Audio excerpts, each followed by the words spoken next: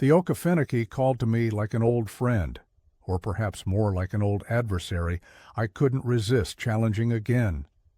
Standing at the edge of the vast swampland that stretches across the Georgia-Florida border, I inhaled deeply, drawing in the earthy perfume of decomposing vegetation and stagnant water. This was my element. This was where I felt most alive.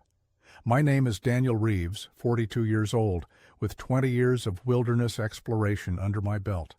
I'd traversed the Andes, survived 3 weeks in the Australian outback, and mapped previously uncharted cave systems in Vietnam. But something about this primordial swamp kept pulling me back. "You're sure about going solo?"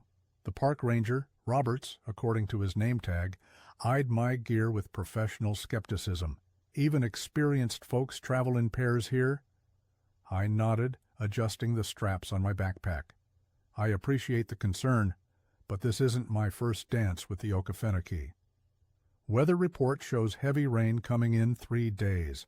Flash flooding's a real possibility. "I'll be out before then," I said, signing the final liability waiver. 4-day circuit to the old-growth cypress stand and back. I've got GPS, emergency beacon, the works." Roberts handed me back my permit. "Your emergency contact is still Claire Reeves?" A familiar tightness gripped my chest. "Yes," I answered, not bothering to correct him that she was my ex-wife now. 2 years divorced, but I'd never updated the paperwork. Some irrational part of me believed that as long as she remained my emergency contact, some thread still connected us. "Trail ends about 2 miles in," Roberts reminded me. "After that, you're in true wilderness. The swamp doesn't care how many medals you've got." I smiled thinly. That's precisely why I'm here. The first mile was easy, a well-maintained boardwalk over the peripheral marshes. Tourists frequented this section, pointing excitedly at sunning alligators and great blue herons. I nodded politely as I passed families with small children, feeling the familiar itch to leave humanity behind. When the boardwalk ended, the real journey began. I checked my topographical maps against my GPS coordinates and struck out northeast, where the swamp grew deeper and wilder. My boots sank slightly into the spongy earth as I navigated around cypress knees and fallen logs. By mid-afternoon, I'd reached my first planned campsite, a small hammock island rising just enough above the waterline to provide dry ground. I set up my ultralight tent, hung my food cache from a sturdy branch, and filtered water from a relatively clear pool. As I boiled water for my freeze-dried dinner, I pulled out my journal. Day 1, weather clear, 84 degrees, humidity approximately 80%, I wrote. Spotted 3 alligators, numerous water moccasins, and a barred owl. No sign of human presence beyond the boardwalk. Night fell quickly in the swamp. The cacophony of frogs and insects rose to a deafening level, punctuated occasionally by the deep bellow of a bull alligator. I switched off my headlamp and sat in darkness, feeling the tension in my shoulders slowly unwind. This was why I came. In the city, memories of Claire haunted every corner of my apartment.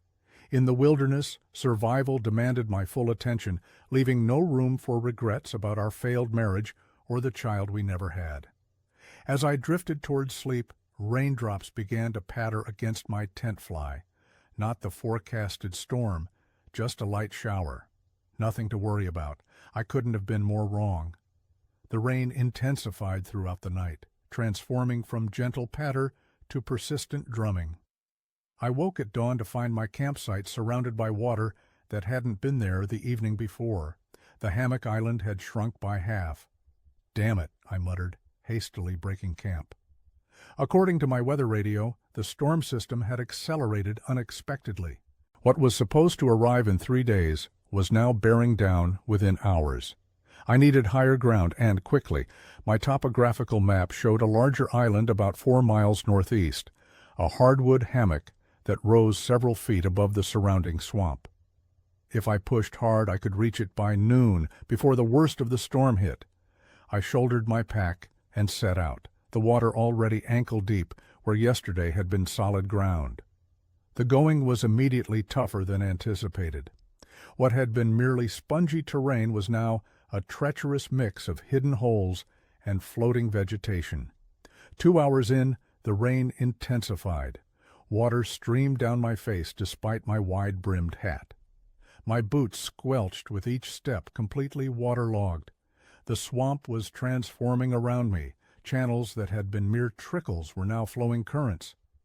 The landscape I'd carefully memorized was becoming unrecognizable. I checked my GPS, still on course, though moving slower than planned. The hardwood hammock lay just under 2 miles ahead. I could make it. The water level rose to mid-calf, then to my knees. I used my trekking poles to probe ahead, testing for solid footing before each step. The weight of my pack seemed to double as it absorbed water, despite its waterproof cover. A flash of movement caught my eye. A cottonmouth swimming with purpose across my path, its head held high above the water. I froze, watching it pass. The swamp was alive with displaced creatures, seeking higher ground, just as I was. Another hour of slogging brought me to a channel too wide and deep to wade across. According to my map, this should have been a narrow creek, easily crossed. The flooding had transformed it into a swift-flowing river. I needed to find another way. Consulting my map, I spotted a possible detour, a slightly longer route that might avoid the deepest channels. It would add an hour to my journey, but seemed the only option. The rain was now coming down in sheets. Visibility dropped to less than 50 yards. I had to trust my GPS more than my eyes. The detour took me through a stand of cypress trees, their knobby knees protruding from the water like bony fingers reaching for air. That's when it happened. One moment I was carefully picking my way between cypress knees, and the next the ground simply vanished beneath me. I plunged into water well over my head, the weight of my pack immediately dragging me down. Training kicked in. I slipped the quick release on my pack straps and kicked hard for the surface. I broke through, gasping, and grabbed for the nearest cypress knee. My fingers found purchase on the slippery wood, and I pulled myself half out of the water. My pack was gone, disappeared into the murky depths. With it went my tent, most of my food, my GPS, and my emergency beacon. "Shit!" I screamed, the sound swallowed by the drumming rain. I'd stumbled into what locals called a gator hole, a deep depression in the swamp floor, often dug out by alligators seeking refuge during dry seasons. Now it was a deadly trap. Clinging to the cypress knee, I took inventory of what remained. My knife on my belt, a small waterproof pouch containing matches and basic first aid supplies, my canteen, and the compass around my neck. My map was in my pocket, but likely ruined by now. The hardwood hammock was still my best hope. I oriented myself using the compass and began a much more cautious advance, staying close to tree trunks and testing every step with extreme care. The rain continued to hammer down. The water level visibly rose as I watched. What had been knee-deep was now waist-deep in places. The swamp was drowning, and I was drowning with it. By late afternoon, exhaustion set in. I hadn't eaten since morning. My clothes, soaked through, chafed with every movement. Worst of all, I realized I was no longer making progress toward the hammock. The flooding had become so extensive that I was losing track of what was channel and what was swamp. As darkness approached, panic fluttered at the edges of my consciousness. I needed shelter, food, and dry ground, none of which seemed forthcoming. I spotted a massive fallen cypress, its trunk elevated slightly above the water level. It would have to do. I climbed atop it, straddling the log like a horse. Using my knife, I cut branches from nearby shrubs and fashioned a crude lean-to against the driving rain. Huddled in my makeshift shelter, I took stock of my situation. No food, limited water purification options, no communication devices, no dry clothes or sleeping bag, and a storm that showed no signs of abating. For the first time in 20 years of wilderness exploration, I faced the real possibility that I might not make it out alive. As darkness enveloped the swamp, I thought of Claire. Would she mourn me if I didn't return? Or had she already mourned the man I once was, years ago? The night closed in, and with it came the cold. Dawn broke gray and sullen, the rain reduced to a steady drizzle. I had slept fitfully, drifting in and out of consciousness while clinging to my cypress log. My body ached from the awkward position, muscles cramping in protest. The water had risen another 6 inches overnight. My sanctuary was now barely above the waterline. I needed to move, but the question was, where? Without my GPS or a usable map, navigation would be by compass alone. I knew the hardwood hammock lay northeast, but the flooding had obliterated any clear path. First priority, take inventory and salvage what I could. I still had my knife, a full-tang survival blade I'd carried on every expedition for the past decade. My waterproof pouch contained waterproof matches, a small first aid kit, fishing line and hooks, and a signal mirror. My canteen was full, though I'd need to refill and purify more water soon. My compass hung securely around my neck. My clothes were a lost cause, soaked through and beginning to chafe badly. I stripped off my outer shirt and wrung it out as best I could before putting it back on. It would provide some protection from the sun if the clouds ever broke. Hunger gnawed at my stomach. I'd had nothing since yesterday morning. The swamp offered potential food sources, fish, frogs, even certain plants. But catching anything would require time and tools I didn't have. I needed to improvise. Using my knife, I cut a straight branch about 5 feet long and sharpened one end into a crude spear. If I could spot fish or frogs in the shallows, I might have a chance. But first, I needed to find those shallows, which meant moving from my log refuge. I slid carefully into the water, which reached my chest. Using the log as support, I fashioned a crude flotation device from a section of bark stripped from the underside of the cypress. It wasn't much, but it might help me navigate deeper sections without drowning. With my knife secured to my belt, my few possessions in the waterproof pouch tied around my neck, and my makeshift float under one arm, I set out northeast. The going was immediately treacherous. What had been swamp floor was now hidden beneath murky water. Each step risked plunging into unseen holes or tangling in submerged vegetation.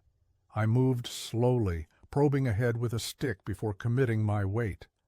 An hour into my journey, the rain stopped completely. The sudden silence was almost disorienting after the constant drumming of the past 24 hours. Sunlight began to pierce the cloud cover, illuminating the flooded landscape in patches of gold. The swamp had transformed into a vast, shallow lake, punctuated by the tops of cypress trees and the occasional floating mat of vegetation. In the distance, I spotted what appeared to be slightly higher ground, a small island of sorts where several trees clustered together. I altered course toward it, moving as quickly as caution allowed. The water gradually shallowed from chest-deep to waist-deep as I approached. A good sign.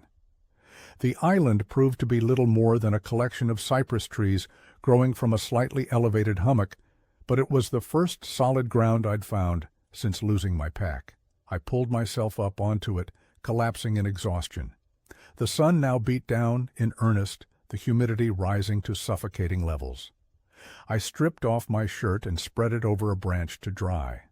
My skin was pale and wrinkled from prolonged immersion, with angry red patches where chafing had occurred. I needed food. From my perch I scanned the surrounding water for movement. There, a flash of silver. Fish were taking advantage of the flooding to access new feeding grounds. I readied my makeshift spear and waited, perfectly still. When a good-sized fish swam within range, I struck with all my strength. The spear pierced it cleanly. I'd caught what appeared to be a bowfin, not the tastiest fish, but protein nonetheless. Using my knife, I gutted and filleted it as best I could. With no way to make fire yet, I would have to eat it raw. I'd done so before in survival training, though never with enthusiasm. The flesh was oily and strong-tasting, but I forced myself to eat every edible part. Protein and calories were more important than palatability now. As I ate, I assessed my situation more clearly. The flooding would eventually recede, but that might take days. I couldn't simply wait it out. I needed to keep moving toward higher ground. The hardwood hammock remained my best hope, assuming it wasn't completely submerged as well. But I also needed to be smarter about how I traveled. Wading through chest-deep water was exhausting and dangerous. I needed a better way. Looking around my small island, I saw potential materials for a crude raft, fallen branches and sections of bark. If I could lash them together, I might fashion something that would keep me above water. I spent the remainder of the daylight hours gathering materials and experimenting with construction techniques. Without rope, I had to use strips of bark and flexible roots as binding. The work was slow and frustrating, my hands becoming raw and blistered. By dusk, I had created something that barely deserved to be called a raft, more of a floating platform that might support some of my weight. It wouldn't win any engineering awards, but it might help me cover ground more efficiently than wading. As darkness fell, I secured myself to a tree trunk to prevent drifting away in my sleep. The temperature dropped, and I shivered in my damp clothes. Exhaustion eventually overcame discomfort, and I fell into a fitful sleep. In my dreams, Claire walked toward me across the surface of the flooded swamp, her hand outstretched. "You always did prefer your wilderness to me," she said, her voice neither angry nor sad, simply stating a fact. "Now you have all the wilderness you could ever want."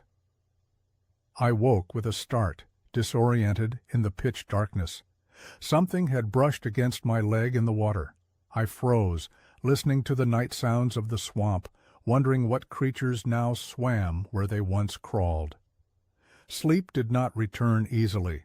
Dawn of the third day brought clearing skies and the first real sunshine since I'd entered the swamp. I awoke stiff and sore, my body protesting every movement. My hands were raw from yesterday's raft-building efforts, and a quick assessment revealed the beginnings of trench foot from prolonged immersion. I needed to get my feet dry, at least temporarily. I carefully removed my waterlogged boots and socks, wincing at the sight of my pale, wrinkled feet with their reddened patches. I set the boots in direct sunlight and massaged my feet to restore circulation. While they dried, I turned my attention to my crude raft. In the harsh light of morning, it looked even less seaworthy than it had the night before, little more than a collection of branches lashed together with strips of bark. But it was all I had. I spent an hour reinforcing it, adding more buoyant material where I could find it. The final product resembled a small platform about 4 feet square, not enough to keep me entirely out of the water, but sufficient to support my upper body while I kicked with my legs. Before setting out, I needed to address another pressing concern: water. My canteen was nearly empty, and while I was surrounded by water, drinking it untreated would likely result in severe illness. I still had my waterproof pouch with matches, but no container to boil water in. I needed to improvise. Using my knife, I cut a section of bark from a cypress tree, carefully shaping it into a crude bowl. It wouldn't withstand direct flame, but I could heat rocks in a fire and drop them into the water, a primitive but effective purification method. I gathered what dry wood I could find on my small island and started a small fire using my waterproof matches and shavings from the inner bark of a cedar. Once I had a steady flame, I placed several stones at the edge of the fire to heat. While waiting for the stones to heat, I scanned the surrounding water for breakfast. No fish were immediately visible, but I spotted a cluster of cattails growing from the water about 20 yards away. Their roots were edible and nutritious. I waded carefully to the cattails and harvested several, bringing them back to my island. Using my knife, I peeled and sliced the tender white portions near the base, eating them raw. The taste was mild and slightly sweet, not unpleasant. When the stones were hot, I used 2 sticks to transfer them to my bark container filled with swamp water. The water hissed and steamed as the stones hit, gradually heating to a boil. After letting it cool, I filled my canteen with the purified water. By mid-morning, I was ready to continue my journey. My boots were still damp but no longer squelching. I put them on with my somewhat dried socks and tested my raft in the water. It floated, barely. I would need to keep most of my weight in the water, using the raft primarily to rest on and to keep my few possessions dry. Not ideal, but better than full immersion. I oriented myself with my compass and began paddling northeast, kicking with my legs while my upper body rested on the raft. Progress was slow but steadier than yesterday's wading. The sun climbed higher, beating down mercilessly. Without my hat, lost with my pack, I fashioned a crude head covering from large leaves, securing them with strips of bark. It provided minimal protection, but anything was better than direct exposure. As I paddled, the landscape gradually changed. The water seemed slightly shallower in places, giving me hope that I was indeed moving toward higher ground. Cypress trees gave way to stands of pine and oak, a sure sign that the terrain was rising. By early afternoon, I reached a promising area where multiple tree islands clustered together. The water here was only knee-deep in places. I abandoned my raft temporarily to explore on foot, seeking the highest ground possible. What I found exceeded my hopes, a genuine island of dry land about 50 yards across, crowned with pine trees and palmetto bushes. It wasn't the hardwood hammock I'd been aiming for, but it was substantial enough to provide real shelter. I dragged my raft onto the island and collapsed in the shade, allowing myself a moment of pure relief. For the first time in days, I was completely out of the water. The island offered resources I desperately needed. Fallen pine branches could provide better materials for a more substantial raft. Palmetto fronds could be woven into a crude shelter. And best of all, I spotted animal tracks in the soft earth, raccoon and possum, which meant potential food. I set to work immediately, gathering materials for an improved shelter. Using my knife, I cut palmetto fronds and pine branches, weaving and lashing them together to create a small lean-to against a fallen log. It wasn't weatherproof, but it would provide shade and some protection from rain. Next, I turned my attention to food. Setting snares had always been one of my wilderness skills, and I still had fishing line in my waterproof pouch. I fashioned several trigger snares and placed them along what appeared to be animal trails leading to the water's edge. With shelter and food procurement addressed, I focused on my next priority, a better means of transportation. My crude raft had served its purpose, but I needed something more substantial for the journey ahead. I spent the remaining daylight hours gathering straight pine branches and lashing them together with strips of inner bark soaked to increase flexibility. By sunset, I had constructed a raft approximately 6 feet long and 4 feet wide, large enough to fully support my weight and crude enough to make any shipwright weep. As darkness fell, I retreated to my lean-to, feeling more optimistic than I had since the flooding began. I had shelter, the possibility of food from my snares, clean water, and a means of transportation. The immediate crisis had passed. I used the last of the daylight to examine my feet again. The early signs of trench foot were concerning, but a night out of the water would help considerably. I massaged them thoroughly and elevated them on my bundled shirt. For the first time in 3 days, I allowed myself to think beyond immediate survival. If the flooding was receding, I might be able to make my way back to the main trail within a few days. If not, I would need to continue northeast toward the hardwood hammock, where I might find even better resources and possibly even high enough ground for signal fires. As I drifted toward sleep, more comfortable than I'd been in days, I found myself thinking of Claire again. What would she think of my predicament? She'd always said my wilderness obsession would get me killed someday, though she'd said it with a mixture of exasperation and admiration. "You were right about the getting killed part," I murmured to her memory. "But I'm not dead yet." In the darkness, a raccoon chittered nearby, perhaps investigating my snares. I closed my eyes and surrendered to exhaustion. I awoke to the sound of thrashing. One of my snares had caught a medium-sized raccoon, which was fighting furiously against its restraint. I approached cautiously. A cornered raccoon can inflict serious wounds with its teeth and claws. Using a forked stick to pin its head, I dispatched it quickly with my knife. The act brought no pleasure, but in my situation, protein meant survival. I skinned and gutted the animal with practiced movements, setting aside the pelt to dry. It might prove useful. With dry wood available on the island, I was able to build a proper fire. The smell of roasting meat made my stomach clench painfully, reminding me how little I'd eaten in the past 3 days. I forced myself to cook the meat thoroughly despite my hunger, knowing that parasites could be as dangerous as starvation. While the raccoon cooked, I checked my improved raft, reinforcing weak points and adding a crude paddle fashioned from a flattened piece of wood lashed to a pole.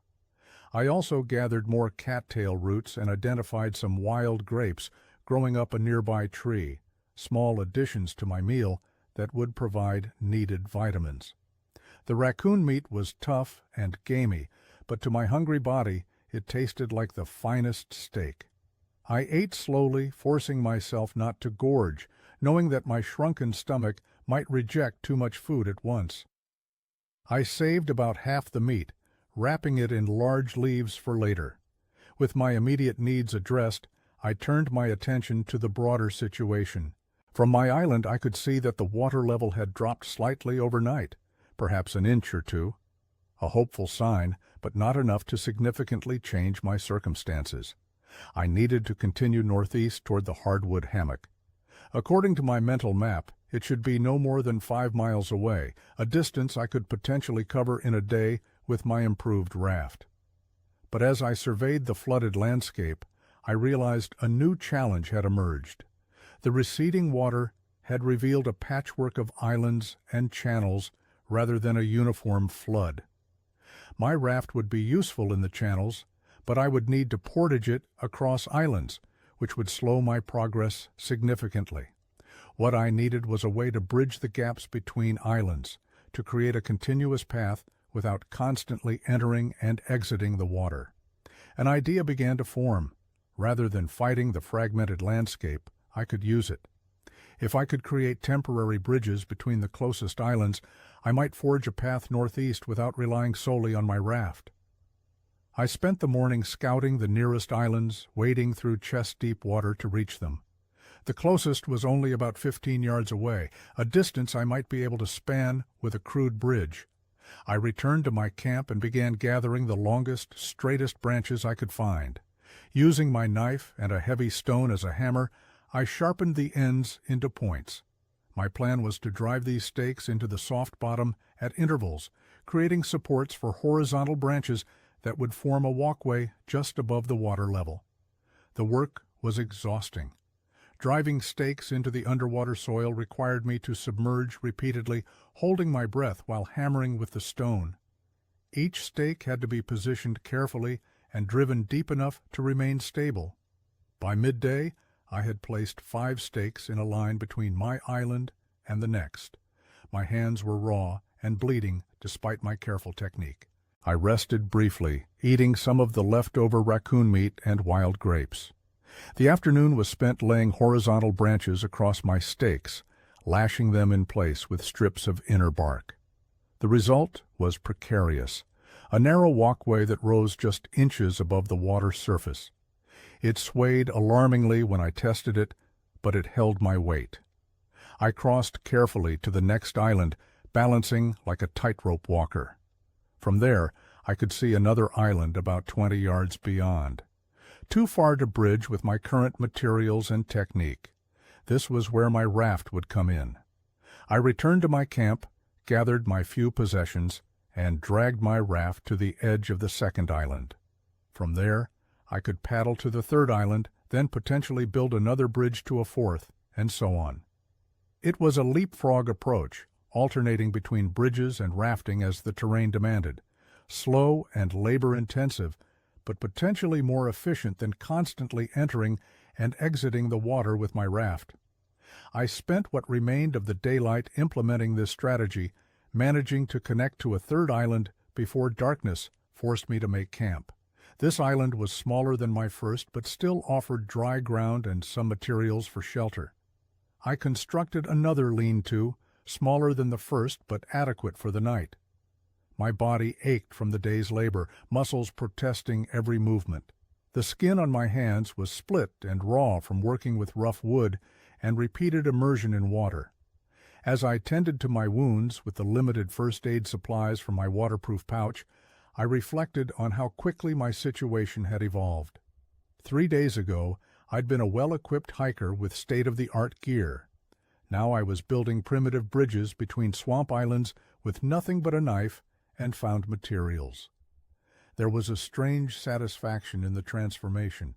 Claire had once accused me of using wilderness expeditions to run away from our problems, from the fertility treatments that failed, from the arguments about adoption, from the growing distance between us. "You disappear into the woods to find yourself," she'd said during one of our last fights, "but all you're really doing is hiding." Maybe she'd been right, but here, stripped of everything except the will to survive, there was nowhere to hide. Each decision, each action was reduced to its most essential purpose: stay alive, keep moving, find a way out. As darkness enveloped the swamp, I listened to the chorus of frogs and insects, punctuated by the occasional splash of something larger moving through the water. Despite my precarious situation, I felt a profound connection to this place, to its rhythms and challenges, its dangers and beauties. Tomorrow would bring more bridge building, more rafting, more struggling toward higher ground. But tonight, I allowed myself to simply exist in this moment, neither running toward nor away from anything. Sleep came swiftly, dreamless and deep. I awoke to rain pattering on the palmetto fronds of my shelter, not the torrential downpour of days before, but a steady drizzle that dimmed the morning light.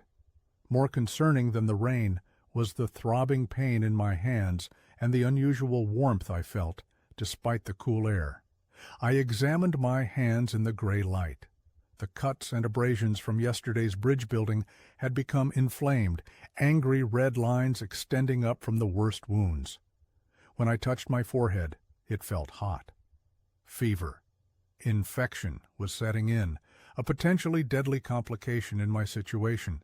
I needed to clean the wounds thoroughly and find a way to bring down my fever before it weakened me further. I dug through my small first aid kit. The antibacterial ointment was nearly gone, but I applied what remained to the worst cuts. I had 2 ibuprofen tablets left, which I swallowed with water from my canteen. The rain intensified, making the prospect of continuing my journey immediately unlikely. I used the opportunity to collect rainwater, placing large leaves to funnel it into my canteen and bark container. Fresh, clean water was a blessing I couldn't ignore. As the morning wore on, my fever seemed to rise rather than fall. A bone-deep chill set in despite the mild temperature, and my thoughts became slightly disjointed. I recognized the symptoms. My body was fighting the infection, but without proper antibiotics, the battle would be difficult. I needed to find natural remedies. In my wilderness training, I'd learned that certain plants had antibacterial and fever-reducing properties. Pine needle tea was one I could make easily, given my surroundings. I gathered young green pine needles from the trees on my island and crushed them before steeping them in hot water heated with fire-warmed stones. The resulting tea was resinous and astringent, but I forced myself to drink it slowly. For my infected hands, I created a poultice of chewed plantain leaves, a common medicinal plant I'd spotted growing at the edge of the island. I packed the green paste onto my worst wounds and wrapped them with strips torn from my increasingly tattered shirt. By midday, the fever had me in its grip completely. I alternated between chills that made my teeth chatter and waves of heat that left me drenched in sweat. The rational part of my mind understood that continuing my journey in this condition would be foolish, possibly fatal. I needed to rest and fight the infection first. I crawled into my lean-to and wrapped myself in the raccoon pelt and what remained of my clothing. The world began to waver at the edges of my vision, reality blending with fevered imagination. Claire sat at the foot of my makeshift bed, looking just as she had the day I left for my first Himalayan expedition, hair pulled back in a practical ponytail, eyes bright with a mixture of worry and exasperation. "You never could do anything halfway, could you, Dan?" she said, her voice somehow audible above the rain. "Other men have midlife crises and buy sports cars. You get yourself trapped in a flooded swamp." "Not a crisis," I mumbled, "just doing what I'm good at." "And what's that, nearly dying in interesting places?" Her laugh was the same one I'd fallen in love with 15 years ago, slightly husky, entirely genuine. "Finding my way out of them," I replied to the empty air. Claire was gone, if she'd ever been there at all. The afternoon passed in a haze of fever dreams. I drifted in and out of consciousness, sometimes aware enough to drink water or pine needle tea, other times lost in vivid hallucinations. I was back in the Himalayas, caught in a sudden snowstorm that had separated me from my climbing partners. I was in the Australian outback, the sun baking the moisture from my body as I rationed the last of my water. I was in our old apartment in Seattle, Claire packing her suitcases while I stood frozen in the doorway, unable to find the words that might make her stay. Night fell, though I was only dimly aware of the transition. The rain stopped, and the chorus of swamp creatures resumed their nightly symphony. In a moment of clarity, I forced myself to eat some of the remaining raccoon meat and drink more water. My body needed fuel to fight the infection. The fever peaked sometime in the night. I thrashed on my bed of palmetto fronds, alternately throwing off my coverings and clutching them desperately as chills racked my body. Sweat poured from me, soaking through my clothes and into the ground beneath. In my delirium, I had a conversation with my father, dead these 10 years. He'd been a forest ranger in the Pacific Northwest, the one who'd first taught me to love wild places. "You've got yourself in a proper mess this time, Danny," he said, using the nickname I'd always hated as a child. "I've been in worse," I insisted. "Have you? Or have you just been practicing for this moment your whole life?" He gestured at the swamp beyond my shelter. "All those expeditions, all those risks, were you looking for something, or running from it?" Even in my fever dream, I had no answer. Dawn broke with unexpected mercy. My fever had broken too. I awoke drenched in sweat, but with a clearer head than I'd had the previous day. The inflammation in my hands had receded slightly, though the wounds were still painful. I crawled from my shelter on shaky legs, feeling as though I'd aged a decade overnight. The sky was clear, the sun already warming the air. The swamp glistened in the morning light, water droplets clinging to every surface like countless tiny jewels. I was weak, but alive. The infection hadn't defeated me, though it had cost me a full day of progress. I drank deeply from my canteen and forced myself to eat the last of my raccoon meat, knowing I needed to rebuild my strength.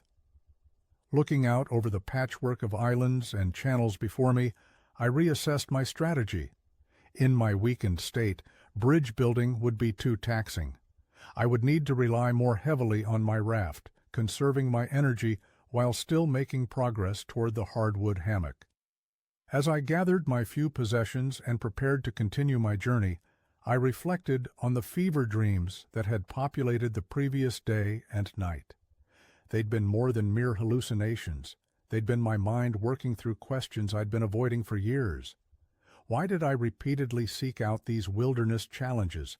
Was I running from something, as Claire and my dream father suggested? Or was I running towards something I couldn't quite articulate? I had no answers yet, but for the first time, I was asking the questions honestly. I pushed my raft into the water and carefully climbed aboard, feeling the strain in my weakened muscles. The hardwood hammock awaited, and with it, perhaps, a way home. The water had receded noticeably during my day of fever. What had been chest-deep channels were now waist-deep in places. Islands that had been barely visible were now substantial land masses. The swamp was slowly returning to its normal state, though true dry land remained elusive. My raft moved smoothly through the water, propelled by my crude paddle. I was still weak from the fever, but each hour brought a small return of strength. I navigated northeast, guided by my compass and the gradually changing vegetation. By mid-morning, I reached a challenging obstacle, a vast expanse of open water with few islands to break it up. This was likely one of the swamp's permanent lakes, now expanded by the flooding. My map, had I still possessed it, would have shown this feature. Without it, I had to rely on observation and instinct. The lake stretched at least a half-mile across. Circumnavigating it would cost precious time and energy. Crossing directly would expose me to potentially stronger currents and deeper water, not to mention any alligators that might inhabit the open water. After careful consideration, I chose a middle path, a route that would take me across a narrower section of the lake while allowing me to island hop where possible. I secured my few possessions to the raft with strips of bark and pushed off from the shore. The open water was different from the channels I'd been navigating. Wind created small waves that slapped against my raft, occasionally sending spray over the surface. I paddled steadily, fighting the tendency of the current to push me southward. Halfway across, I spotted movement in the water ahead, the telltale ripple of a large alligator swimming just below the surface. I froze, paddle suspended above the water. The ripple moved parallel to my path, then gradually angled away. I waited until it disappeared before resuming my crossing, heart pounding. The far shore emerged from the haze, a line of cypress trees marking the transition from lake to swamp proper. As I approached, I could see that the ground rose slightly here, with more hardwood trees mixed among the cypress. A good sign. I beached my raft on a small sandy area and climbed stiffly ashore. My muscles protested after hours of sitting in the same position. I stretched carefully, mindful of my still healing hands. This area was different from where I'd been. The flooding was less severe, with actual patches of damp ground visible between pools of standing water. Pine trees and oaks suggested higher elevation. I was getting closer to the hardwood hammock. I decided to continue on foot for a while, dragging my raft behind me in case I encountered deeper water again. The walking was difficult, muddy, uneven, with hidden holes that occasionally plunged my leg knee-deep into muck. Still, it was progress on something resembling solid ground, which lifted my spirits considerably. By early afternoon, hunger became my primary concern. I hadn't eaten since finishing the raccoon meat that morning. I kept my eyes open for opportunities as I traveled, fish in the pools, edible plants along the way, animal tracks that might lead to game. Fortune favored me when I spotted a clutch of duck eggs in a nest built on a raised hummock. The mother was nowhere to be seen, likely scared off by my approach. I took 3 of the 5 eggs, leaving the rest to preserve the wildlife I was temporarily exploiting. I couldn't risk a fire in the damp conditions, so I cracked the eggs directly into my mouth, swallowing the slippery contents with minimal chewing. The rich, gamey taste was off-putting, but the nutrition was worth the momentary discomfort. As I continued northeast, the landscape continued its gradual transition. The standing water became shallower, the patches of dry ground more frequent. Trees grew larger and more numerous. I began to believe I was approaching the edge of the flooded zone. Late in the afternoon, I came upon a sight that stopped me in my tracks, a crude wooden structure rising from the water about 50 yards ahead. As I drew closer, I realized it was a hunting blind, likely built by local sportsmen before the flooding. The blind was constructed on stilts, with a small platform about 6 feet above the water level and rudimentary walls made of camouflaged plywood. A primitive ladder led up to the platform. I approached cautiously, calling out in case anyone was present. When no response came, I climbed the ladder, wincing as the rough wood pressed against my tender hands. The platform was small, perhaps 6 feet square, but it was dry and relatively clean. A plastic bucket turned upside down served as a seat. There were no supplies or equipment. The hunters had cleared out before the flooding, but the shelter itself was a luxury beyond anything I'd had since losing my pack. I decided immediately to make this my camp for the night. From this elevated position, I could see farther across the swamp than I had in days, and in the distance, perhaps 2 miles northeast, I could make out a distinct rise in the land, a dark line of trees standing taller than their surroundings. The hardwood hammock. I was closer than I dared hope. As the sun began to set, I settled into the hunting blind, grateful for walls that would block the wind and a roof that would keep off any rain. I spread my few possessions out to dry and examined my injuries. My hands were healing slowly, the infection receding. My feet, which had shown early signs of trench foot, were improving with regular periods of dryness. I had lost weight. My belt needed to be tightened 2 notches, but I wasn't dangerously malnourished yet. From my elevated perch, I watched the swamp transition from day to night. The setting sun painted the water in shades of gold and crimson. Mist began to rise from the surface, creating an ethereal landscape of water and vapor. Birds called their evening songs as they settled for the night, while the chorus of frogs and insects swelled to fill the growing darkness. Despite my predicament, I found myself moved by the beauty surrounding me. The swamp was neither malevolent nor benevolent. It simply was. It had nearly killed me several times, yet it also provided the means for my survival. There was a lesson in that, though I wasn't yet sure what it was. As night fully descended, I leaned back against the wall of the blind, more comfortable than I'd been in days. Tomorrow would bring the final push to the hardwood hammock. From there, I hoped to find a way back to civilization, or at least to signal for rescue. For the first time since the flooding began, I allowed myself to think about what would come after, returning to my apartment in Atlanta, explaining my experience to friends and colleagues, perhaps writing about it for one of the outdoor magazines that occasionally published my accounts. And somewhere in that future, would there be a conversation with Claire? Not a reconciliation. Too much had happened for that. But perhaps a moment of connection, of shared understanding about why our paths had diverged. As I drifted toward sleep, lulled by the night sounds of the swamp, I realized that, regardless of what came next, I was no longer the same person who had entered the Okefenokee 5 days ago. The swamp had stripped away pretenses and distractions, leaving only the essential core of who I was.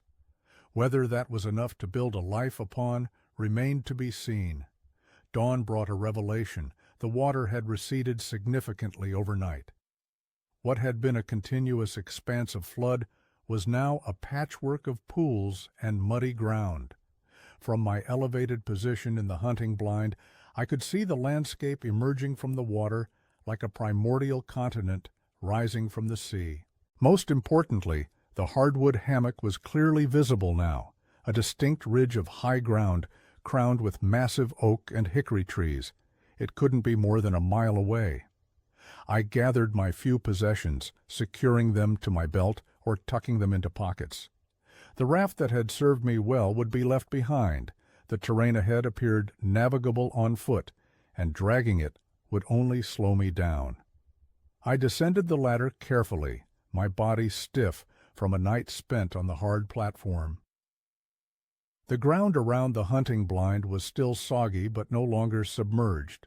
I oriented myself with my compass and set out northeast toward the hammock. Walking was challenging, a constant negotiation with mud that sometimes supported my weight and sometimes swallowed my foot to mid-calf. Each step required testing the ground before committing, probing with a stick to avoid the deepest muck. The emerging landscape revealed the swamp's secrets, previously hidden beneath the floodwaters. Alligator trails cut through the vegetation, their bodies having created smooth channels in the mud. Countless animal tracks showed where creatures had passed. Deer, raccoon, possum, all seeking higher ground just as I was. As I slogged forward, the terrain gradually improved. The mud became firmer, the pools of standing water less frequent. Vegetation changed, too. Fewer cypress knees and more understory shrubs, a sure sign of drier conditions. By mid-morning, I reached the base of the hammock. The change was dramatic, a gentle but distinct slope leading up to genuinely dry ground. Oak, hickory, and magnolia trees created a canopy overhead, filtering the sunlight into dappled patterns on the forest floor. I climbed the slope eagerly, each step taking me farther from the flood-ravaged swamp below. When I reached level ground about 15 feet above the surrounding terrain, I stopped and turned to look back at where I'd been. The view was breathtaking. The swamp stretched out before me, a vast mosaic of water, vegetation, and emerging land. From this vantage point, I could see the patterns of the flooding, the natural channels that had overflowed, the islands that had provided refuge, the gradual recession that was now revealing the swamp's true form. I had crossed that. Somehow, against considerable odds, I had navigated miles of flooded wilderness with nothing but a knife, a compass, and whatever materials I could salvage along the way. The realization brought an unexpected surge of emotion, not pride exactly, but something deeper. A recognition of my own capacity to endure, to adapt, to solve problems with limited resources. These were qualities I'd always valued in the abstract, but now they had been tested in the most concrete way possible. I continued deeper into the hammock, reveling in the feeling of truly dry ground beneath my feet. The forest here was old growth, massive trees that had stood for centuries, their trunks wider than I could wrap my arms around. The understory was relatively open, making travel easy compared to the obstacle course of the flooded swamp. My priority now was to find food and establish a proper camp. With dry wood available, I could finally build a proper fire, something I hadn't been able to do consistently since losing my pack. I gathered tinder, kindling, and fuel wood, selecting the driest materials available. Using my waterproof matches, I started a small fire in a clearing, feeding it carefully until it grew strong enough to sustain itself. With fire established, I turned my attention to food. The hammock offered different resources than the swamp, fewer fish and aquatic plants, but potentially more game and forest edibles. I set several snares using my remaining fishing line, placing them on what appeared to be game trails. While waiting for these to potentially yield results, I foraged for more immediate sustenance. The hammock provided bounty, wild grapes growing on vines that climbed the massive trees, hickory nuts scattered on the ground from last year's crop, even a patch of wild onions growing in a sunny spot. I gathered what I could find, creating a small feast of foraged foods. As I sat by my fire eating wild grapes and roasted onions, I considered my next steps. The hammock provided safety from flooding and access to food and materials, but I was still deep in the wilderness. My best chance for rescue remained reaching the marked trails that ran along the swamp's northern edge. According to my mental map, those trails should be no more than 5 miles north of the hammock. With dry land to travel on, I could potentially reach them in a day of hiking. However, my physical condition warranted consideration. I was weakened from days of limited nutrition and constant exertion. My hands were still healing, and my clothes were in tatters. Perhaps the wisest course was to rest here for a day, regaining strength and preparing properly for the final leg of my journey. The hammock offered everything I needed for a comfortable camp, and a day of recovery might make the difference between success and failure on the trail ahead. Decision made, I set about creating a more substantial shelter than the crude lean-tos I'd been using. With dry wood available and my knife to shape it, I constructed a small A-frame shelter using a fallen log as the ridgepole, and branches leaned against it from both sides. I thatched it with palmetto fronds, creating a waterproof covering that would keep me dry even in heavy rain. By late afternoon, I had a comfortable camp established, fire, shelter, food sources identified, and snares set for potential game. For the first time since the flooding began, I could relax without the immediate pressure of survival. As the sun began to set, casting long shadows through the ancient trees, I sat by my fire and reflected on the journey that had brought me here. Each challenge, the loss of my pack, the rising waters, the infection, the difficult crossings, had forced me to dig deeper, to find resources within myself I hadn't known were there. Claire had once told me, during one of our last arguments, that I used wilderness expeditions as a substitute for emotional growth. "You think facing physical challenges somehow makes up for avoiding emotional ones," she'd said. "But they're not the same thing, Dan." She'd been right, of course. I'd been skilled at navigating wild places, but lost in the landscape of human connection. The irony wasn't lost on me that it had taken a genuine survival situation to make me confront the truths I'd been avoiding. As darkness enveloped the hammock, the sounds changed from daytime birds to the night chorus of owls and insects. My fire crackled companionably, pushing back the darkness in a small circle of warmth and light. Tomorrow would bring decisions and more travel, but tonight I allowed myself to simply be present in this ancient place, grateful for its shelter and the chance it had given me to find my way, not just through the swamp, but perhaps toward a clearer understanding of myself. I awoke to the sound of rustling near my camp. Dawn was just breaking, the forest still shadowed and mysterious in the half-light. I sat up quickly, hand moving to my knife. A deer stood frozen at the edge of my clearing, a young doe, ears pricked forward, dark eyes fixed on me. For a long moment we regarded each other with mutual wariness. Then she bounded away, white tail flashing like a surrender flag. It was a good omen for the day ahead. If deer were present, it meant the hammock connected to larger tracts of dry land. I wouldn't have to return to the swamp. I checked my snares before breakfast, finding one had caught a rabbit. I dispatched it quickly and prepared it for cooking, grateful for the protein after days of marginal nutrition.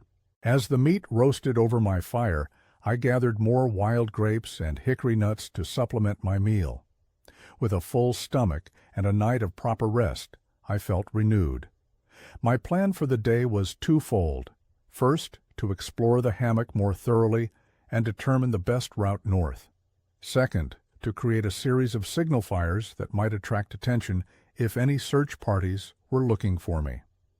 I packed up my small camp, extinguishing the fire carefully and scattering the ashes. My shelter I left standing.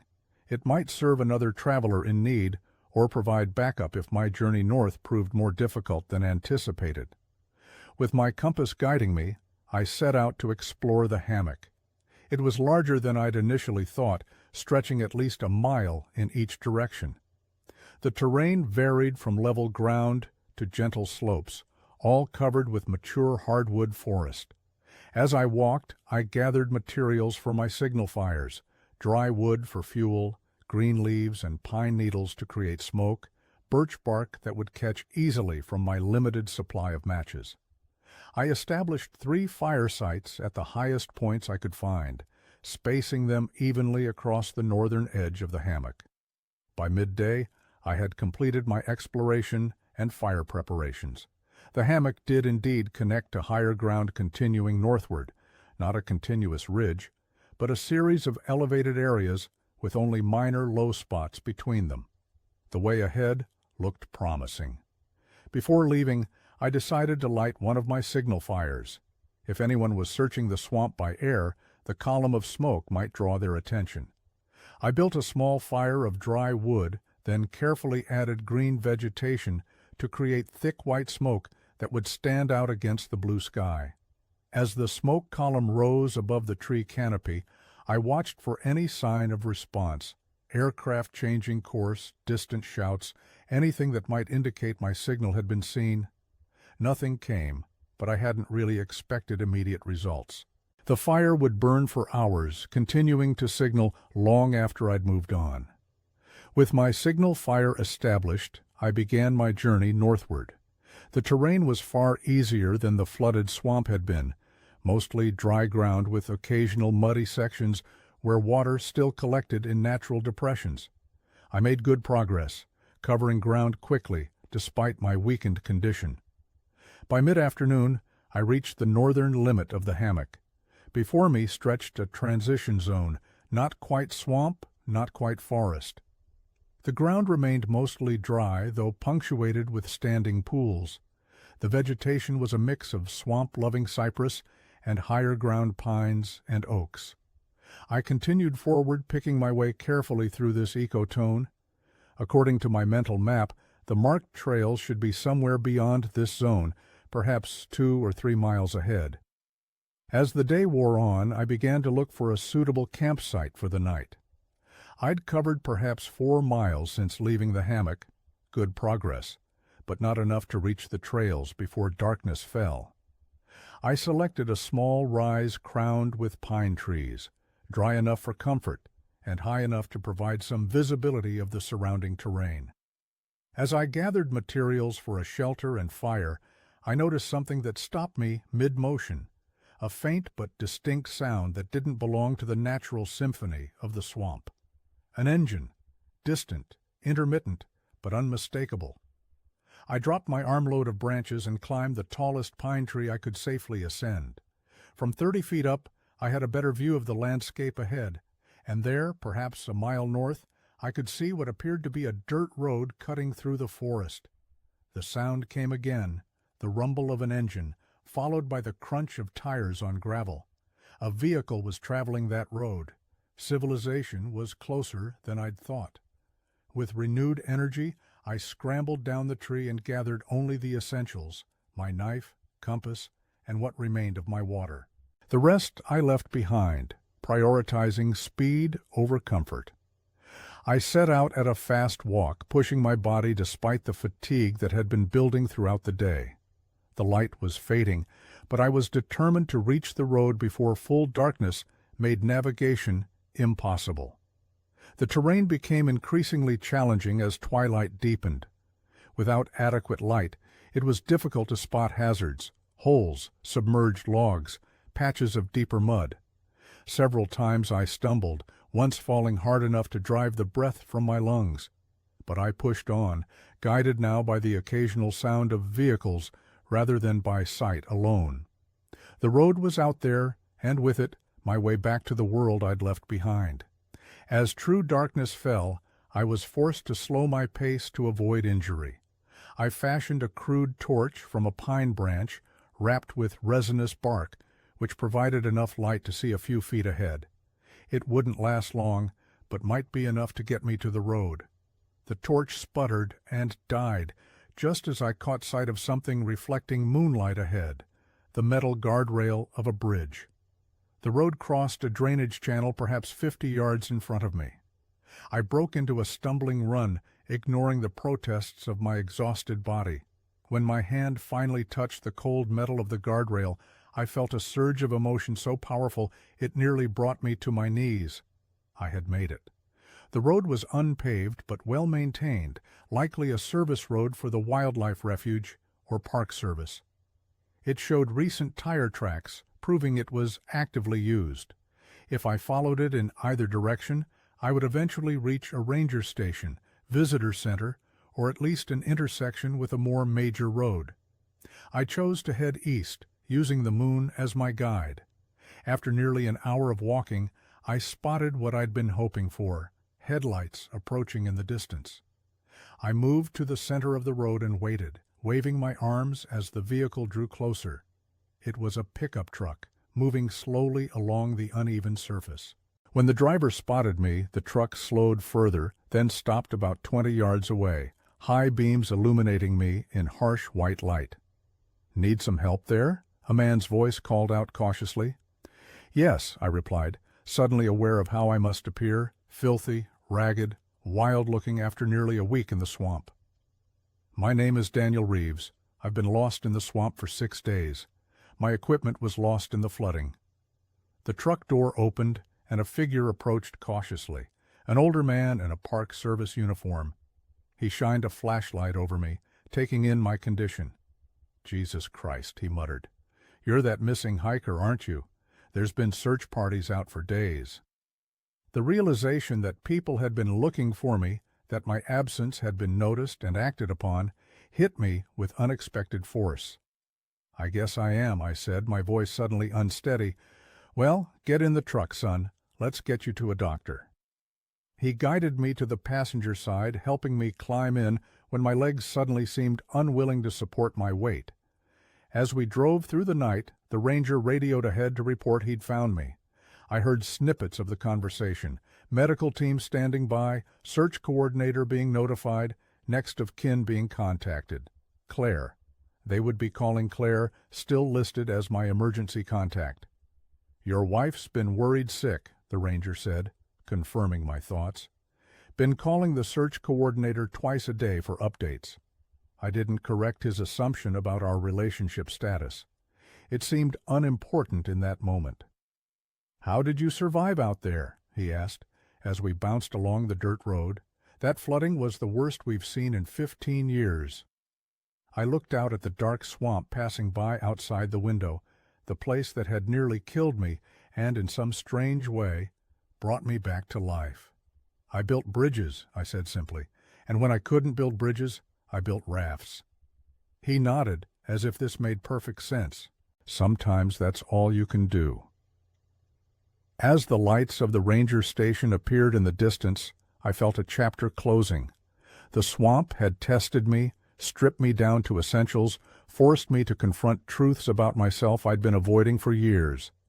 Whatever came next, medical treatment, debriefings, the inevitable return to normal life, I would face it differently than I would have a week ago.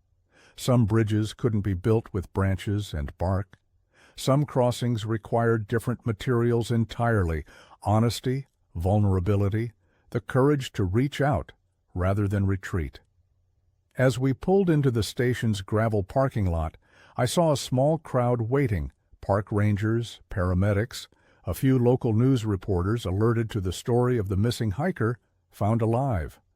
And standing apart from the others, her arms wrapped around herself in a gesture I remembered well, was Claire. Our eyes met through the truck's windshield. 6 days in the swamp suddenly seemed like nothing compared to the journey that lay ahead. But I had learned something about crossing difficult terrain, one careful step at a time. Test the ground before committing, and when necessary, build a bridge. The next 48 hours passed in a blur of medical examinations, debriefings, and media interviews. I was transported from the ranger station to a regional hospital, where doctors treated my infected cuts, the early stages of trench foot, and moderate dehydration and malnutrition. "You're lucky," the attending physician told me. "Another day or two out there with that infection, and we might be having a very different conversation." Luck had played its part, certainly, but as I recounted my experience to park rangers and search coordinators, I realized that preparation and adaptability had mattered more. My wilderness training had given me the knowledge to improvise solutions, and somewhere deep within, I'd found the will to keep going when surrender seemed the easier path. Claire remained at the hospital through most of my treatment, though we had little opportunity for private conversation. She fielded calls from my worried friends and colleagues, managed the persistent reporters, and liaised with the medical staff with quiet efficiency. It was the role she'd always played in our relationship, the practical organizer to my restless explorer. Seeing her slip back into it so naturally after 2 years apart stirred complicated feelings I wasn't yet ready to examine. On the afternoon of my second day in the hospital, the doctors declared me stable enough for discharge. My body was on the mend, though full recovery would take weeks. The more pressing concern, one doctor mentioned quietly, might be the psychological aftermath of such an ordeal. PTSD isn't uncommon after survival situations, he explained. Don't be surprised if you experience flashbacks, anxiety, or sleep disturbances. There are resources available if you need them. I nodded, though I wasn't convinced my experience qualified as traumatic in the clinical sense. Challenging, certainly. Life-threatening at times.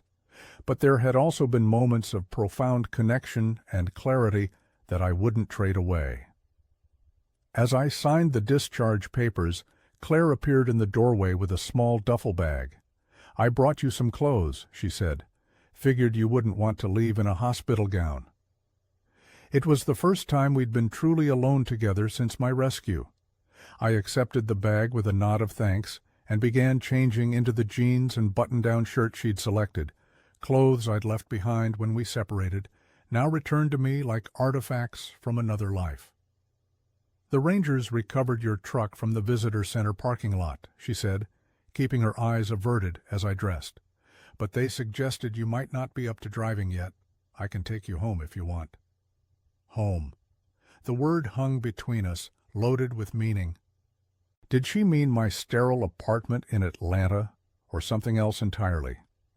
"That would be helpful," I said carefully. "Thank you." The drive from the hospital to Atlanta took just over 3 hours. We spent the first hour in near silence, the radio providing background noise to fill the void of unspoken words. It was Claire who finally broke the impasse. "I thought you were dead," she said, eyes fixed on the highway ahead. "When the Park Service called to say you were missing, that your campsite had been found abandoned. I thought I'd never get the chance to." She trailed off, leaving the sentence unfinished. "To what?" I asked softly. She glanced at me briefly, then back to the road. "To say I'm sorry for how things ended between us." I hadn't expected that. In the narrative I'd constructed over the past 2 years, our divorce had been mutual, the inevitable conclusion to growing differences and unmet expectations. I'd never allowed myself to assign or accept blame. "We both made mistakes," I offered. "Yes," she agreed. "But I gave up too easily. After the last failed treatment, I was so angry. At the doctors, at my body, at the universe. And some of that anger spilled onto you because you were there, because you kept saying it would be okay when it clearly wasn't." I remembered those dark months, the fertility treatments that drained our savings and Claire's physical reserves, the growing silence between us, the way I'd begun planning longer and more frequent expeditions to escape the heaviness that had settled over our home. I ran away, I admitted. Not physically at first, but mentally I checked out long before I started taking those extended trips. The admission cost me something to make, but it also released a pressure I hadn't realized I'd been carrying. "We both did," Claire said, "just in different ways." We lapsed into silence again, but it felt different now, less a wall between us and more a shared space for reflection. As we approached Atlanta, Claire asked the question I'd been dreading. "So what happens now, Dan? You go back to your apartment, heal up, and then head off to the next wilderness to conquer?" There was no accusation in her tone, just genuine curiosity, and perhaps a hint of something else, concern or possibly hope. I looked out the window at the city skyline emerging through the haze, thinking about the paths that had led me here and the choices that lay ahead. "I don't know," I answered honestly. "For the first time in a long time, I don't have a map for what comes next." She nodded, accepting this. "Well, whatever you decide, just be careful out there. The world needs more bridge builders." The phrase caught me by surprise. "You were listening to my interviews?" "Every word," she confirmed with a small smile. 3 times you told that story about building bridges between islands. It clearly meant something important to you." It did, though I hadn't fully articulated why, even to myself. In the swamp, bridge building had been literal survival, but the metaphor wasn't lost on me, the careful, intentional work of creating connections across difficult terrain.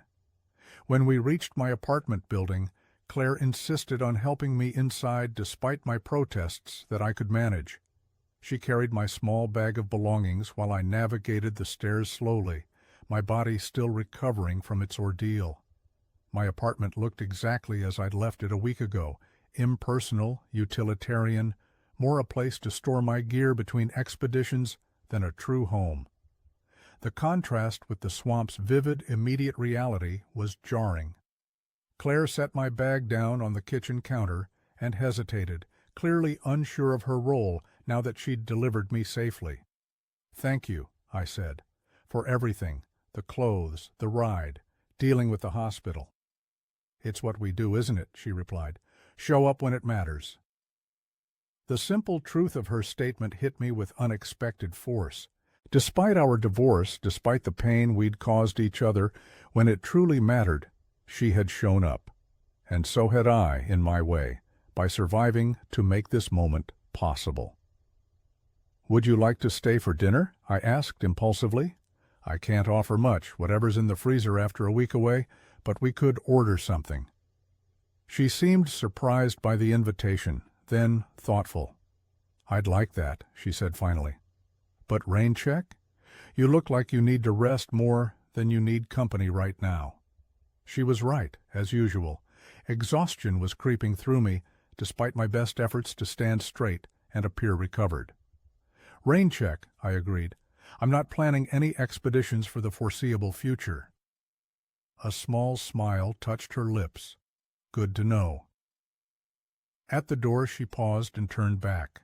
"The swamp changed you," she said. "I can see it in your eyes." Before I could respond, she was gone, the door closing softly behind her. I stood in the silence of my apartment, feeling the truth of her observation. The swamp had changed me, not in dramatic, cinematic ways, but in the subtle shifting of priorities and perspectives that can only come from being stripped to essentials. I moved to the window and looked out at the city sprawling below, a different kind of wilderness, with its own challenges and opportunities for connection or isolation. Tomorrow, there would be more interviews, insurance claims for my lost equipment, decisions about when and how to return to work, the practical details of reclaiming my place in the world I'd temporarily left behind.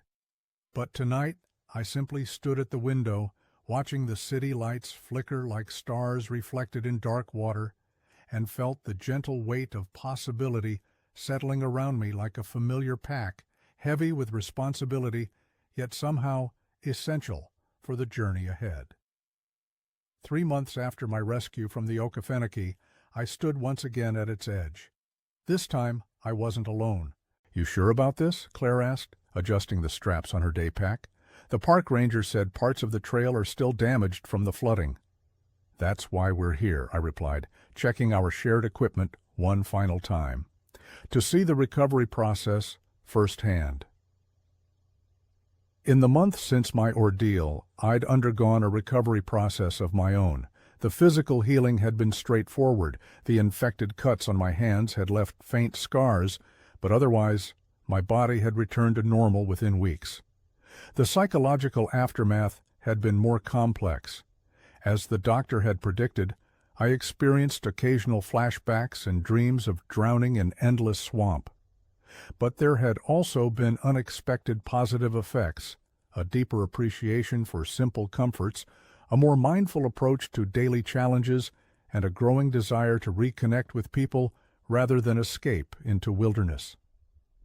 Claire and I had started with that rain-check dinner, which led to weekly coffee meetings, which gradually evolved into something neither of us had anticipated, not a rekindling of our former relationship, but the careful construction of something new.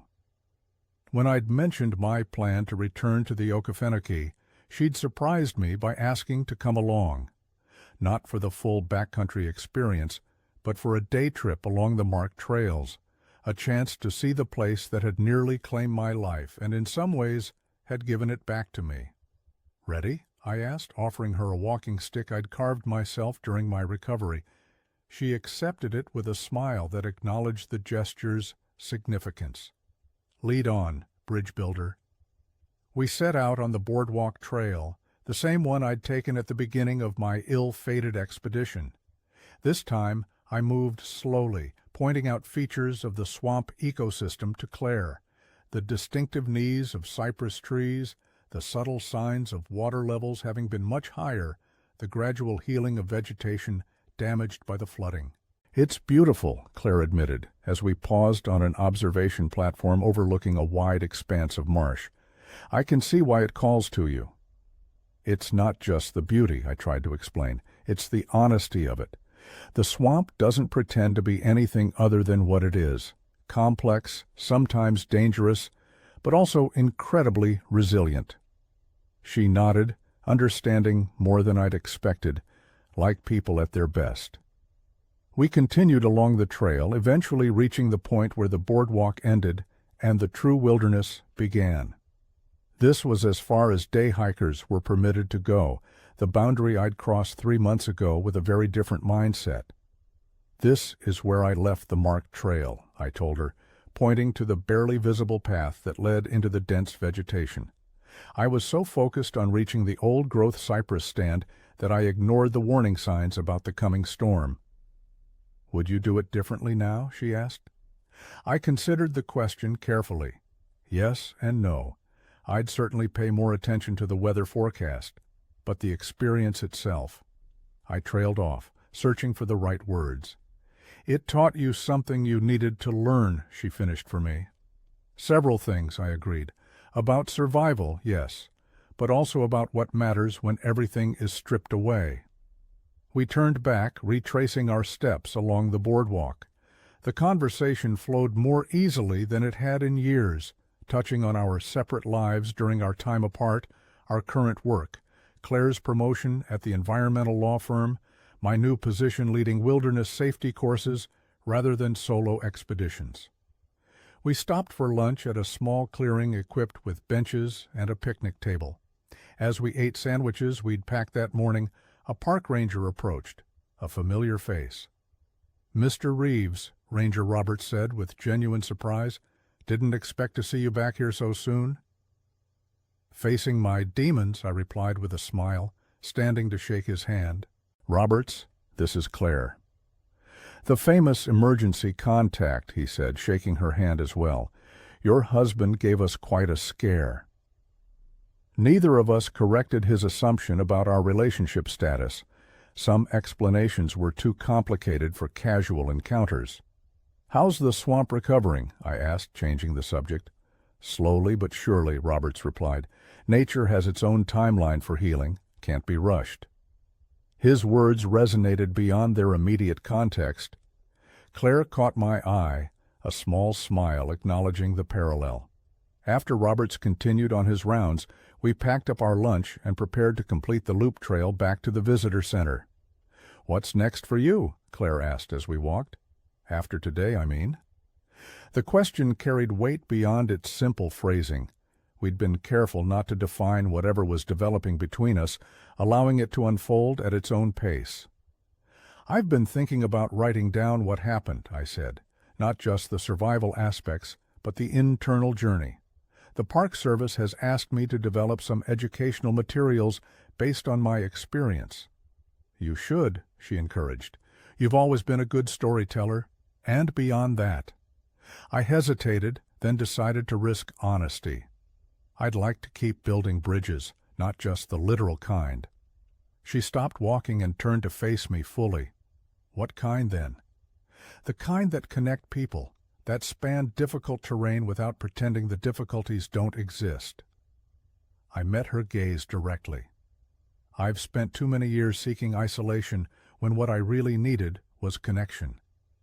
Claire was quiet for a long moment, her expression thoughtful. "Bridges go both ways," she said finally. "They require solid foundations on both sides." "I know," I acknowledged. "I'm working on my foundation, day by day."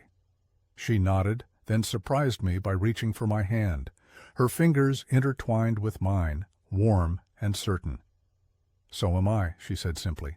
We continued walking hand in hand through the swamp that had nearly claimed my life.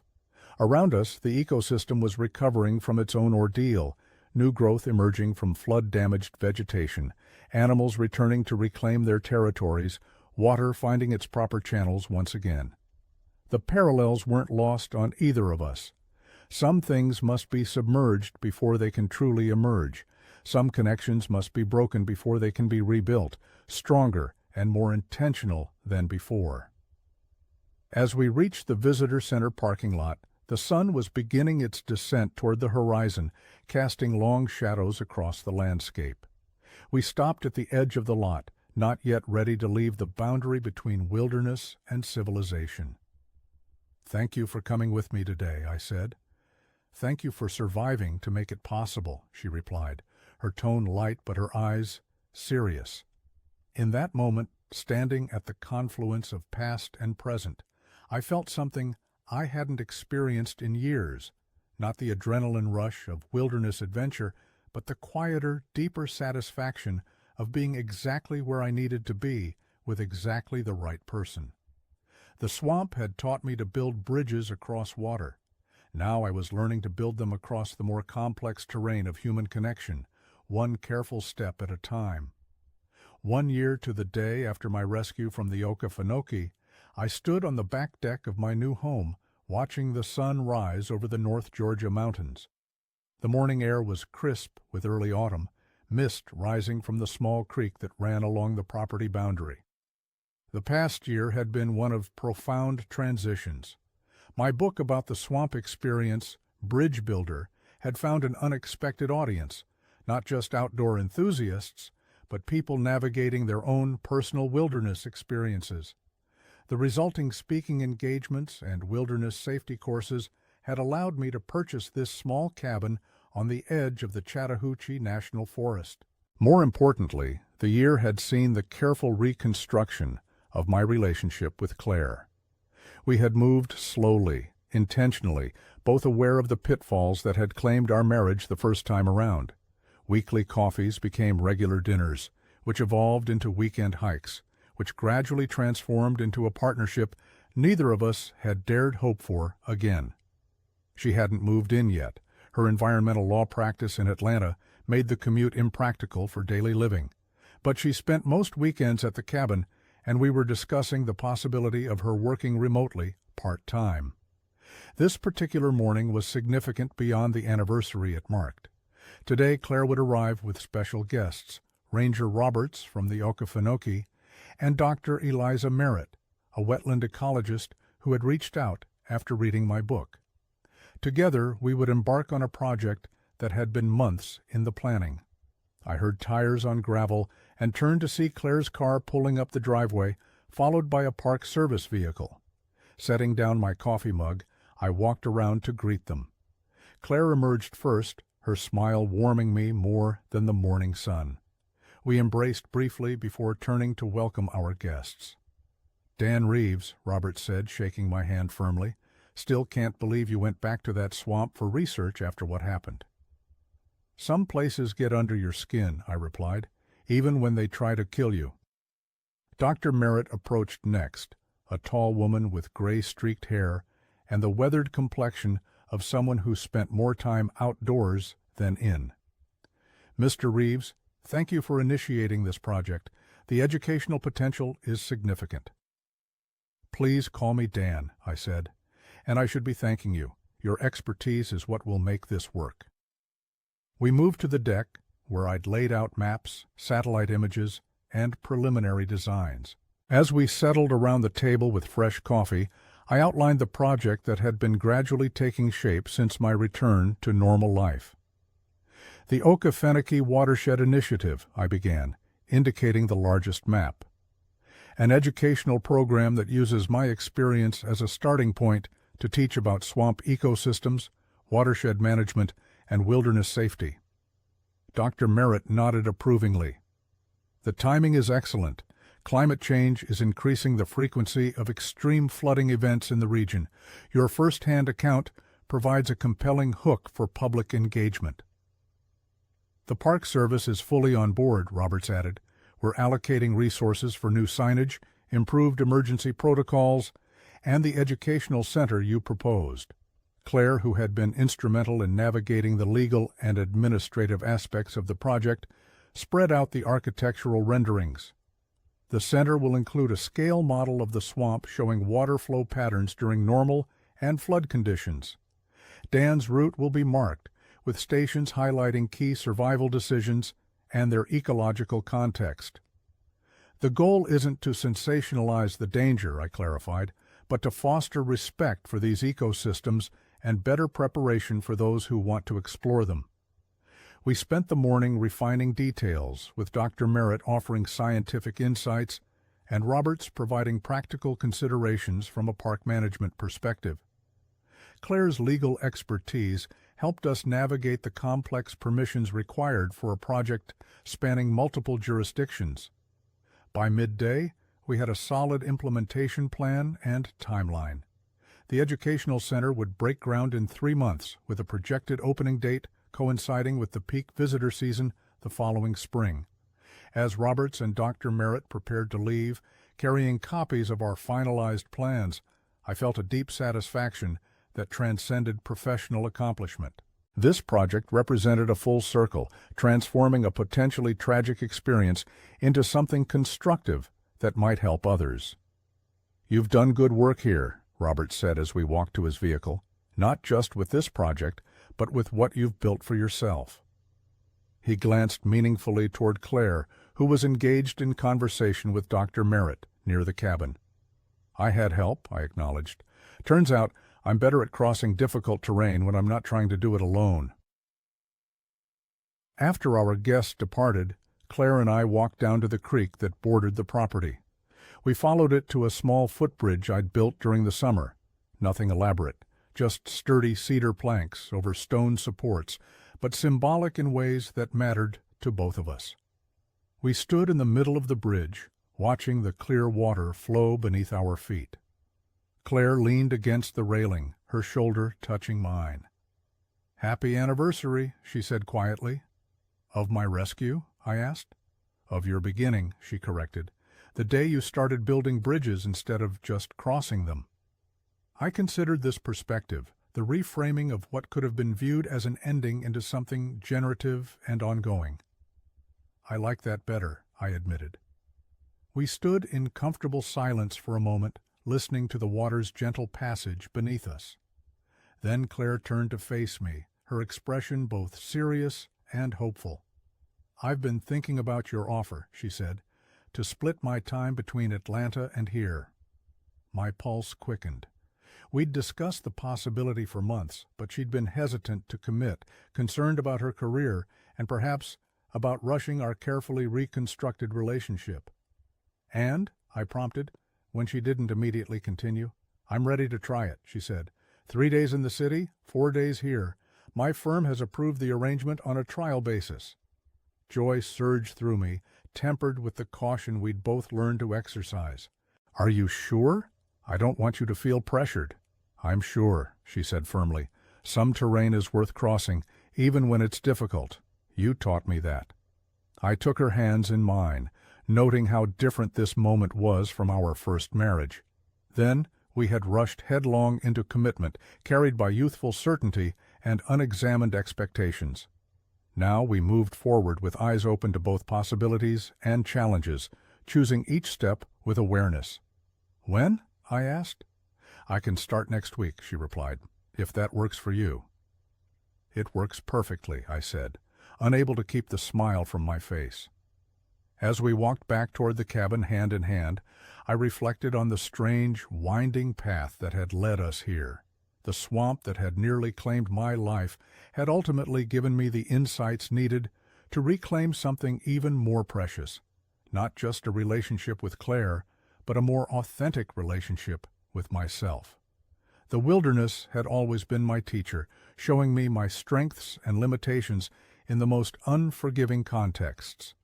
But the Okefenokee had taught me perhaps the most important lesson of all, that true survival isn't just about enduring physical challenges, but about finding the courage to build connections across the most difficult terrain of all, the space between one human heart and another. That evening, as Claire and I sat on the deck, watching darkness settle over the mountains, I felt a deep sense of coming home, not to a place, but to a way of being in the world. The explorer in me hadn't disappeared, but he had evolved, discovering that the most rewarding expeditions were those undertaken in the company of someone who made the journey worthwhile. "What are you thinking about?" Claire asked, noticing my contemplative silence. I gestured toward the darkening landscape before us. "Watersheds," I replied. "How water always finds its way to where it's meant to be, even when the path isn't straightforward." She smiled, understanding the metaphor without need for elaboration. "Sometimes it takes a flood to carve new channels. And sometimes," I added, reaching for her hand, "it takes a bridge builder to cross them." The night deepened around us, stars emerging overhead like navigational points in an ancient sky. We sat together in the darkness, two people who had lost and found each other, connected by bridges built with hard-won wisdom and careful intention, stronger, perhaps, for having been rebuilt rather than merely maintained. In the distance, water continued its patient journey downward, finding paths of least resistance, carving new channels where necessary, always moving toward confluence. And in that endless flow, I recognized the most fundamental lesson of survival. Adaptation is not surrender, but the deepest form of persistence. The end.